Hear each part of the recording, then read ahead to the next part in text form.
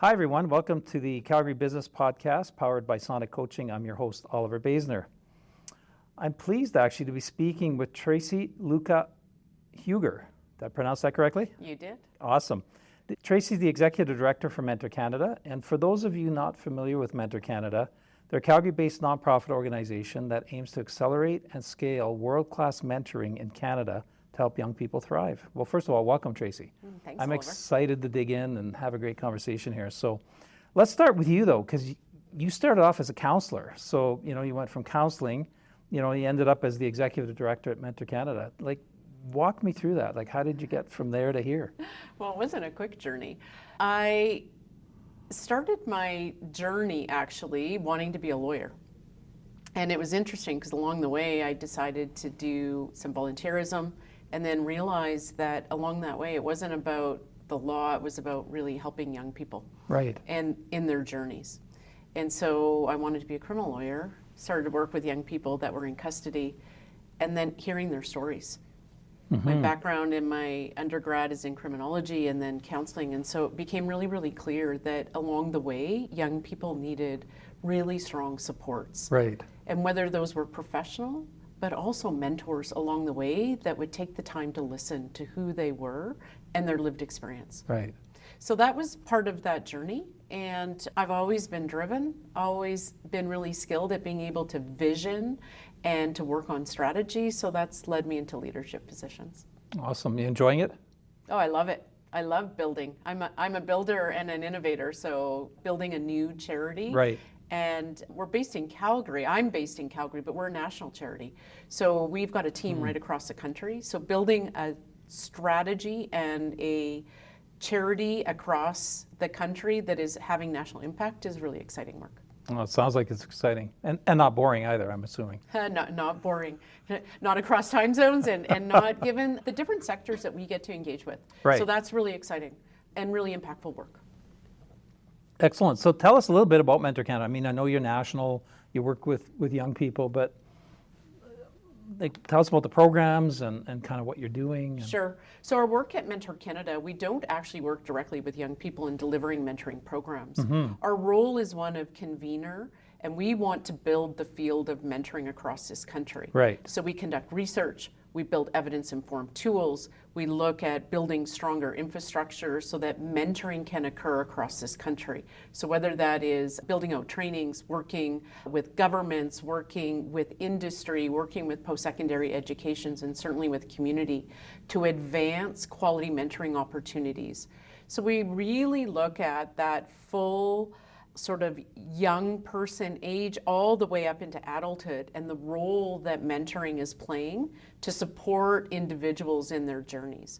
So that can be through a formal mentoring program, but also informal. And so how do we start to look at those opportunities that support individuals in actually achieving their goals? So what's most important to us, though, is that we base everything off of evidence, research, and studies. So we want to ensure that what we're building and how we're supporting building capacity for organizations and entities to embed mentoring into their business, into their community, into a post-secondary opportunity, that they're really paying attention to what the evidence is saying, what those quality practices are, so that mentoring can have the greatest impact. And I'm guessing keep it sustainable as well, long term. Absolutely. So not for programs and strategies to be sustainable. Right. Not necessarily that mentoring relationships need to be long and enduring. Some of them are. And some will evolve, of course, right? Some will evolve into natural mentoring relationships. Some will evolve over time. And some might be, like we like to call it, micro-mentoring opportunities or mentoring moments where mentoring can happen outside of a formal program. But those experiences and those connections actually have huge impact. So when we look at and we have conversations, most of us have had informal or natural mentoring opportunities. Of course we have, yes. Versus formal. But the impact that those relationships have had in our lives, we like to reference that also about mentoring opportunities or mentoring relationships. So it's more than one. Right. And those are really critical because different mentors play different roles in our careers and in influencing our goals throughout life. Right. What I really love about what you do, because I was thinking about our conversation even before we got here, And, I wouldn't be sitting here if it wasn't for those people that took me under their wing and helped me, because nobody gets there alone, especially when you're a young person. You're looking at, I don't even know how to provide leadership. I don't even know what I want to do necessarily, and I don't know who to talk to, right? And I remember specifically I had certain people throughout my career. Some of them are long passed away. I remember one gentleman, Al Sanis, took me under his wing one day and completely changed the trajectory of my future, right? And so I'm guessing that a lot of that happens as well. Right? It's huge. It's huge. But what we do know from the data studies that we've conducted here in Canada is that 44% of young people grow up without access to a mentor, whether that's formal or informal. That's a big number. It's huge. So we've framed that as the mentoring gap. And part of our work at Mentor Canada is how do we start to address that mentoring gap so that more mentoring opportunities are happening through formal programs in looking at where young people live, work, and play, so that organizations and entities can start to build in those mentoring opportunities so that young people don't necessarily need to go seek them out, that they start to happen, and that young people have those supports that they need to build strong mental health, to have the skills that they need to succeed and be ready for work of tomorrow. We know the rates around youth unemployment continue to plummet in this country. Yes. And our Prime Minister has spoken about that in some of the Team Canada Strong strategies in engaging young people. But what we also know is that mentoring plays a key component along the way. Not only that tactical skill development, but young people's confidence, being able to build those skills, the human skills, the essential skills, the transversal skills of teamwork, being able to problem solve, being able to strategize, work within different environments, and having the confidence to do that. Right. That's where our conversations, where we're seeing with industry and places of work where there's a gap. Right. But mentors are providing those skills that we know, certainly in an AI generation and in our future, are going to be really critical in order to succeed in places of work. Right. And AI makes a crappy mentor. Let's call it what it is, right? It can be great. It's great for, back and forth having, bouncing ideas off of, but AI is not a mentor. Exactly. Giving information, sure. But being able to build that confidence or have that relationship, I like to frame it where young people are in this technology era, right? They communicate using social media and via apps and all sorts of technology. But when they close that app or close that laptop, who's around them? Right. And that piece, we are merging and seeing more and more that mentoring and mentors are playing a critical role. Right. That safe space to actually be connected and not to be isolated. Those are really critical. But for all of us, right, as we move forward, how are our communities more connected? And there's a key role for mentors to help to shape our future.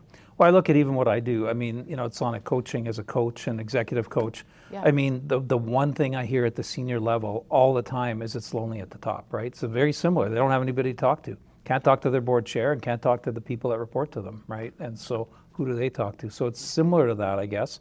And I didn't hear you say it, but from a mental health side, does it build resilience as well, having that mentor? Have you done any research on that? It builds resilience, and sometimes we struggle with the word resilience. So how do young people gain confidence, but also well-being? And so what are those foundational pieces around resilience, right? Being connected, having a safe space, having the confidence, also feeling like, okay, if I need to go for professional supports, how do I, right, have that avenue or the confidence to step through that door? So yes, resilience, but also protective factors, right? Having that person on your side, those support systems are really critical. And mentors, we know through our evidence, play that critical role in better mental health, well-being, sense of purpose, hopefulness. Right. These are all really critical pieces that young people, certainly since COVID, right, it's on the rise. And we know that mental health and youth unemployment continues to be a huge issue for our communities. It is. Mentoring and mentors play a really critical role in creating those supports. That's great. So where do you find the mentors, and then how do you find the youth that want to be mentored? Like, you've sort of got both components there. Yeah, absolutely. So we know that young people want opportunities to engage in work, but they also want to have those connections. they're feeling isolated. They want to be coached, they want to be mentored, they want those opportunities to grow and to learn. Right. I mean, given the geopolitical climate internationally, but also so much is happening that young people want to have that safe space to talk about what their fears are for tomorrow, their futures, what are those opportunities. And so you spoke even around places of work and people in leadership roles, right, feeling isolated as well. We know that workplace mentoring is really critical, right? Being able to have that sounding board and those individuals that can help to mentor you to look for opportunities, whether those are lateral, right, or moving up into leadership roles, or into other industry. Those opportunities to have a mentor, to have and build those skills are really, really critical. And they will continue to be critical for work of tomorrow. Right. So what ages do you serve? So our organization looks at mentoring all the way from childhood all the way up to seniors and retirement. Really? Because so our sweet spot really sits 18 to 30. Okay. And the reason for that is that there's a cliff's edge approach. We know that services drop off and that less opportunities have existed for that demographic. Right. But we work with organizations and entities that serve and engage young people, children and young adolescents, but also we work with industry and places of work that have engaged newcomers that come in with skills sets and experiences to help them to be mentored, to engage in places of work and into industry here in Canada. We also look then at retention with organizations around employees and how that skill set can start to be accentuated through other opportunities and through mentorship opportunities, because we know that those places are going to also shift and change. So we're paying attention all the way from, young children and programs that serve all the way up to industry and places of work that are looking at retention, skill set development, and shifting places of work as well. Can I play devil's advocate for a minute here? So, as I'm listening to you speak, and it sounds amazing to me, do you ever get the challenge from parents maybe that say, well, shouldn't I be their mentor? Different role. Shouldn't I be the one looking after mentoring my 16-year-old? Sure, it's a different role. Absolutely. Young people need parents, they need coaches, they need mentors alongside. So it becomes this, I'll refer back to, it takes a village. Right. So those relationships and systems of support around a young person are really, really critical. Parents play a role. But sometimes that safe, supportive relationship is also somebody outside of that setting. And so those are important pieces. Not to contradict a parent, but how do those roles of mentors support that young person in their development, seeing opportunity? Sometimes what we see as well is for young people where their social capital and their environment with their family or their community, they may not have that social capital that reaches beyond a career or their community to which they live in or to which they have access to. Mentors play a critical role in advancing those opportunities so that young people increase their social capital, look for opportunities for a new career, for places of education that maybe their family has never entered into, and to look for possibility where they could venture onto and also have some goals and opportunities to expand.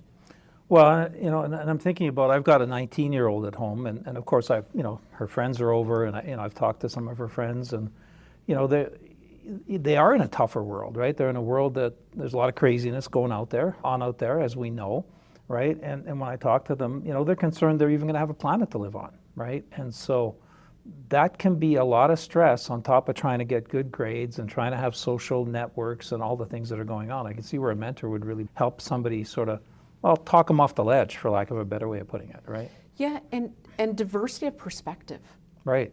And I think that is really important for critical thinking right now, and to look at our future is diversity of perspective, so that a young person can start to get different ideas and thoughts and expertise and lived experience from a variety of individuals. And mentors play a key role in looking at new perspective, nudging when a skill is maybe just emerging that they can't see, challenge them to walk through a door or to take a risk to go, okay, you should go apply. Right. Why don't we go do that together?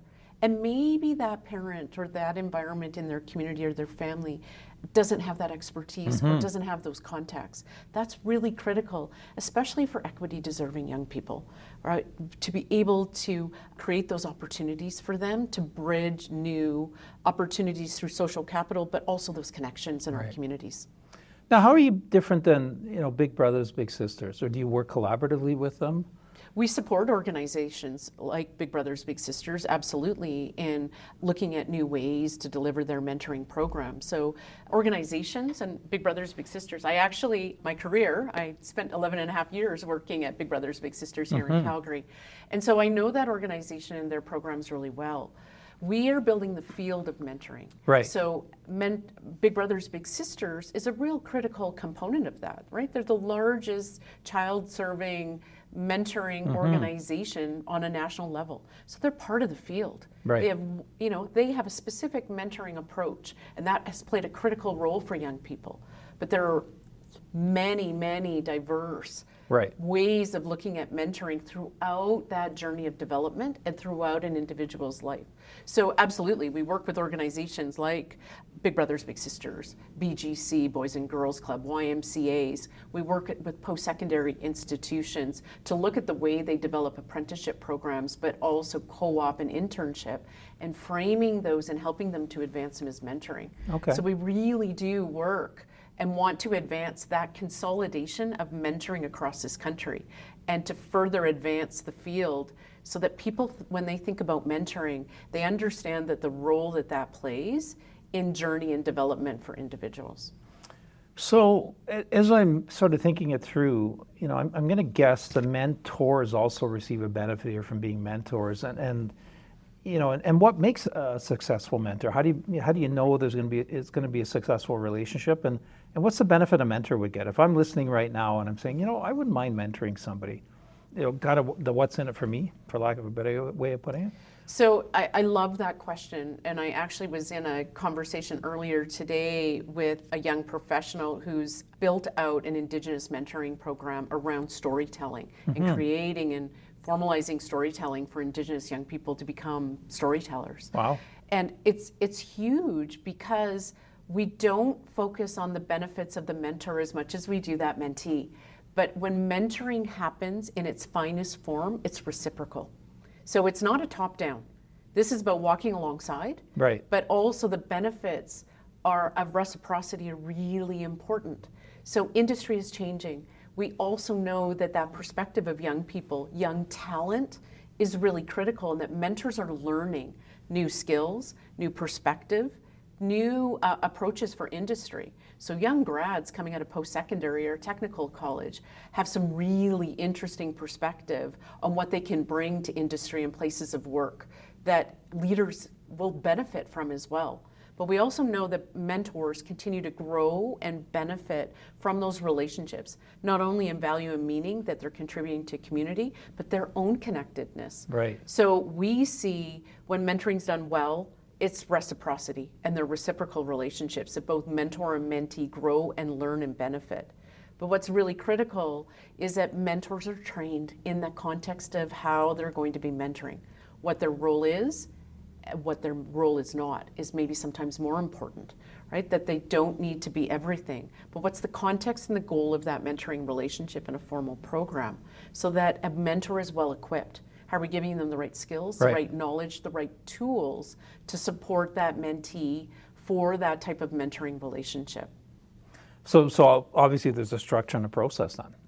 There is within a program. Okay. So here's another thing I'll challenge you on is, what if each of us thought about the mentors that we had in our lives, and especially those natural mentors? It was a mentoring mindset that they had. So how do we start to think about the way we engage young people and young talent with a mentoring mindset? Because many times an individual doesn't know that they maybe were a mentor to somebody. And we don't know necessarily the way we engage with a young person, that could be a mentoring opportunity or a mentoring moment. We need to think about it that way, that we all have something to contribute. Because my grade 2 teacher does not know that he was a mentor to me and instilled really important values. You've referenced someone that was a mentor to you. Yeah. Did you tell them? And do they know? And they may not have known that they were. Right. but they're having impact. So we need to think about, we've all got something to offer. But if we go Yes. into the way we engage that young person, whether we really listen, pay attention, are curious about their lived experience and their values, those are mentoring opportunities that we may not actually think about. It's like, oh, it's just a quick conversation. That could be a really critical time for that young person. Could have been or young life-changing, talent. right? Absolutely, right? Do I go this way or that way? Did somebody pay attention to me today? Did they actually really listen? And so those are really critical and important opportunities that each of us can contribute to our community. Well, and it also sounds like you're bridging generations, right? You're getting, maybe a boomer even, right? Or a boomer or a Gen X, maybe talking to a Gen Z or Gen Z, depending on how you want to pronounce that letter, right? But you're bridging those conversations, because I know I've gone into large organizations, and often that's a challenge, because the person that's more senior, a little bit older in age, doesn't really understand that generation. They don't really feel comfortable talking to that person, so nobody communicates, right? And it sounds like you're bridging that conversation, right? And so there's learning on both sides. Well, those opportunities, certainly, like I said, around, we can call it, reverse mentoring, Sure. If you want. Yeah. But those opportunities for those C-suite and leaders of organizations to actually listen to young talent coming in, because they might have been in those roles and those institutional structures have been there for a long time. Right. Post-COVID and today's generation of new talent coming in, those are our leaders of tomorrow. We need to actually listen to where our structures are not actually adjusting or paying attention in the same way that they might need to not only engage that talent, but also to evolve, Right. to leverage the skills that are coming in, and to position organizations to not only retain talent, but then to be on the mark moving Right. forward. It's funny, we talked about your new iPhone before we went live, right? Yeah. And the challenges, of course, getting the passwords to work and all of that, and the apps to work. And, often I've said, when I'm coaching my clients, it's like, when they're struggling with technology, it's like, go find a 14-year-old to explain it to you, right? And that's the reverse mentoring you just talked about, Absolutely. right? Yeah. Yeah, there are those generation gaps. And then when we start to think about seniors and older adults, right, the world becomes more isolated. And so the role for a younger generation to spend time with them and to learn together about lived experience, value and meaning for both to contribute. Aha moments and that connection, Right. that connectedness is really, really important. So amazing. Yeah, it's powerful, and I don't think we name it, and I don't think we're paying attention in the way that we need to around the role that mentoring plays in the lives of Canadians, but certainly our community is Calgary. Right. We are young, dynamic, we're driven. We have lots of young talent here. We have lots of newcomers that really, if we bridge that and took the time to pay attention in a different way about mentoring opportunities and build in mentoring programs or initiatives within organizations, Right. there's huge strength there. And that I don't necessarily think that we're always tapping into. Oh, there's so many, I run into them all the time. There's so many amazing youth and young people, and they've got fire in the belly. They just need a Sherpa, right? They just need somebody to be a little bit of a guide, Yeah. somebody to talk to, right? So Absolutely. you must have, I'm sure dozens of success stories, but is there one that comes to mind that's particularly meaningful? Sure. I think we've had several success stories, which is really, really exciting. So we've been able to work with a post-secondary institution here in Calgary, Right. Bow Valley College, Okay. that is really looking at apprenticeship models. So we worked with them to reframe one of their apprenticeship models into a mentoring program. And so young people and young talent are still coming in as learners, Right. but connecting those internship and those apprenticeship opportunities, training and supporting those professionals to now think about not only this as an internship or apprenticeship opportunity, but a mentoring opportunity for that young person, that young talent coming in. So Right. they will, of course, complete all those course requirements, but training and equipping those professionals to think about that connection and that relationship and that opportunity as a mentoring opportunity. So it really allowed that learner, that young apprentice, going into that apprenticeship environment to now have a mentoring conversation focusing on some mentoring goals. What does that young person really want to learn? And how can that mentor help to support? So the more we can start to shape some of those structures that have existed to look for those mentoring opportunities and equip professionals to think about that. That's one of them.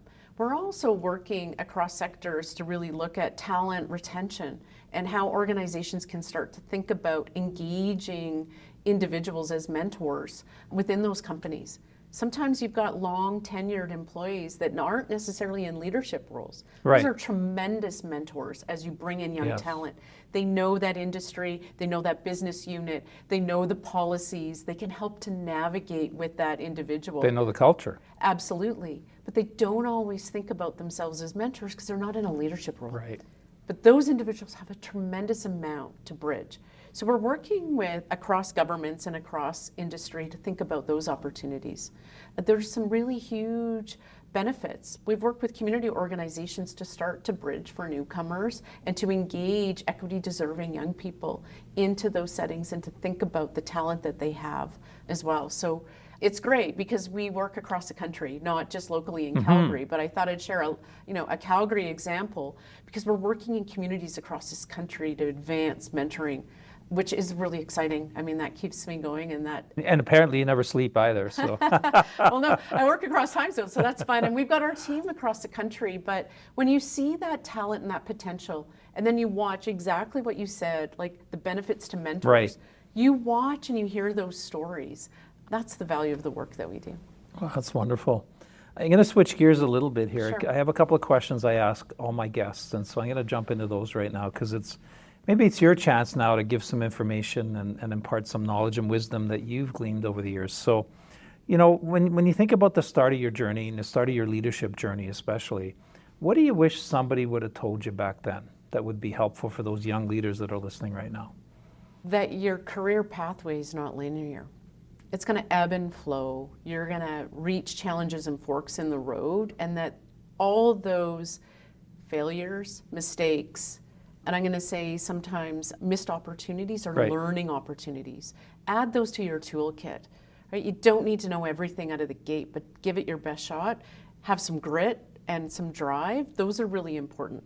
I mean, I was really fortunate to have leaders and mentors step into the space that challenged me. And sometimes I didn't want to hear what they had to say. True. But wow, it nudged me, pushed me to think differently and to gain confidence that I had something to contribute as a young leader. So true. It's not linear. For No, none of it's us. not. Never is. And so I think that some of the pressure for young people is that they, social media, everyone looks great and they've got it together and they know where they're going and they're highly successful. Okay, well, that's pretty curated. But you take steps, take those opportunities to learn and to grow, and then see where your journey takes you. Because you never know what you're going to discover in a talent or an opportunity that could lead you down a pathway to a career. Yeah, great advice. Thank you for that. So the other question I have is, I really look at in the work that I do, I look at personal development and professional development as one and the same. So, what's one of your favorite professional development tools or books that you can recommend? So Including mentoring, of course. We already know that's a great tool, absolutely. I think being able to go into, I'm going to say social settings and conference opportunities where there are larger groups, because that always pushes you to learn different perspective. And sometimes Right. not always in the industry that you're focused on, because that's also about diversifying your perspective and those aha moments. So for me, going into conferences that may not have anything to do with my career pushes me to think differently and make those connections. So I have the opportunity to travel across this country and to go into fundraising, into corporate settings, and into other avenues to think about, okay, wow, is there something there? How do you lean on and look at principles and business ideas and then relate that back to charities? For me, that's a really important one, to think about how we drive. So I say, don't always stay stuck in your industry, and to look at those types of conferences and learning opportunities, go outside of it. Right. Because that's where you're going to make some connections and maybe have some insights, because we can get straight and narrow sometimes in our silos. So those have been really important opportunities. Completely agree. Again, great suggestion. And as you were talking, I was sort of thinking about the introverts that are listening right now going, what? You want me to go outside my industry and into an environment I'm not comfortable in? So I'm going to give them a little bit of a nugget as well that I've sort of, learned over the years is, when you're walking through that door, the one thing you want to tell yourself is that you're the host. Just pretend you're the host. Well, what does the host do? right? The host is the person that shakes hands and sees how people are and isn't uncomfortable, making sure that people are comfortable themselves. And so, it's interesting. I've shared that with many clients over the years, and they said it completely changed and transformed how they walked into a room because the confidence goes up and you're much more comfortable maybe breaking into a group that's already chatting, right? Because you're the host. You have to go say hi to them, right? So Absolutely. for those people listening, if you're a little nervous about what Tracy just suggested, just be the host. You'll be fine. And be curious. Absolutely. Be curious about that person or about that industry to go, help me understand it. I don't have a clue, right? Right. And as we have more and more conversations about AI and technology and that advancement, right? That's not my background. But let's get curious about what that means. And then what that means for your industry or your line of work or potential reskilling. What does that mean and how can you learn it? So we're almost out of time, but I have one final question for you Sure. because I think I'm more curious about sort of where you're heading. So what's the future hold for Mentor Canada? Yeah. So for Mentor Canada, our goal is to address that mentoring gap in this country, but also that mentoring should be top of mind and seen alongside coaching, tactical skill development, post-secondary, mental health supports, that the role of mentors is really critical in not only the fiber of our communities, people feeling a sense of belonging, connectedness. And so we want to further advance that. We want to ensure that mentoring is not only on policy agendas, that funders and those looking in industry are paying attention to the role that mentoring could play. And so that's where we come in. We want to support that. We're not going to necessarily come in and run a program, but how do we build capacity so that more mentoring can happen, whether that's formally or informally. So as a national organization, we want to make sure that people are talking about that and people are stepping into that space, not only as a young person or an individual saying, yeah, I'd like to find a mentor, but also into that space to become one. Right. I said one more question, but I have kind of a part B to this question. Sure. And so, if somebody's listening right now and they want to get involved, they want to be a mentor. Sure. How do they do that? Sure. So there are lots of opportunities. We have a database called Mentor Connector and a source where you can search for mentoring opportunities and look for formal programs across this country. So that's the great thing, is it's a national database. The other piece is to think about your role, right? And how you're going to ask or engage someone and to say, hey, can we have a mentoring conversation? I'd like to go for coffee. I'm curious about your career. But also for those individuals, as you said, think about the way you're engaging young talent, because those are mentoring moments. And so sometimes, signing up for a program can have barriers for you, right? Time, et cetera. But mentoring happens more than not in our backyard, in our community, in our places of work. And so think about the way we're engaging. That's excellent. So I probably asked you 20 more questions, but we're out of time. So I do appreciate all the wisdom you've shared and obviously given a lot more information about Mentor Canada. I think our listeners are, they're going to know a lot more about Mentor Canada, not only Mentor Canada, but also what mentoring is about and what that looks like and how it can sort of fit into, it takes a village. I love that comment, right? Yeah. It does take a village and, we need to get back to that. Yeah, absolutely. Especially in this era of people feeling disconnected. Totally. So thanks, Oliver. Thanks for having me. Well, thank you for being here. So you've been listening to the Calgary Business Podcast, powered by Sonic Coaching. I'm your host, Oliver Basner, and I've been chatting with the Executive Director for Mentor Canada, Tracy Luca-Huger. And if you want more information, just track her down or track down the website, have a look. There's lots of information there. And watch for our next episode in 2 weeks. Thanks, everybody.